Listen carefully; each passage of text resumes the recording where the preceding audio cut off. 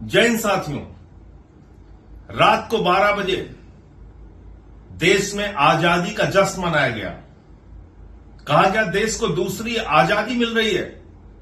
लता मंगेशकर जी का गाना सुनिए, हर्षोल्लास के साथ वाहवाही कीजिए सरकार की, जश्न मनाइए, जीएसटी आया, जीएसटी आया, जीएसटी आया।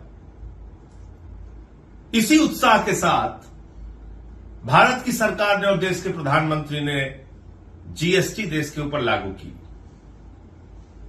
2017 में। और जब ये जीएसटी लागू की गई तो इतना बखान किया गया जीएसटी का, जैसे मालूम पड़ रहा था अर्थव्यवस्था में बहुत बड़ी क्रांति आने वाली है देश के अंदर। हम लोग चिल्ला रहे थे, कह रहे थे कि ये गलत हो रहा है। नहीं सुनी गई बात। मिडिल क्लास की कमर तोड़ दी गई, आम आदमी की कमर तोड़ दी गई।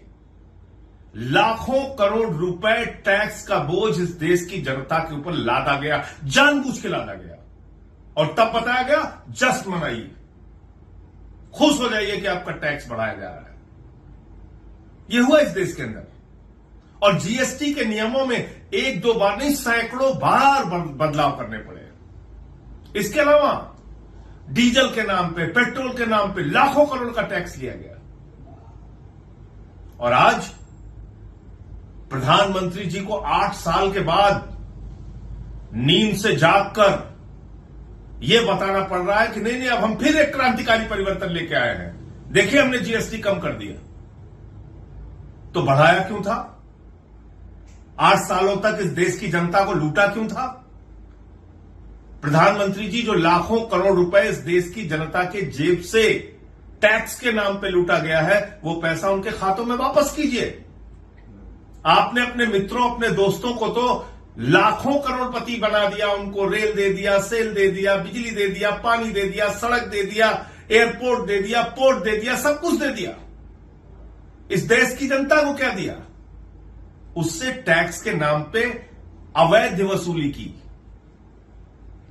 तो इसलिए अब ये बखान मत कीजिए कि आप कोई बड़ा क्रांतिकारी परिवर्तन देश के अंदर लाने जा रहे हैं, टैक्स घटाने जा रहे हैं, जीएसटी घटाने जा रहे हैं।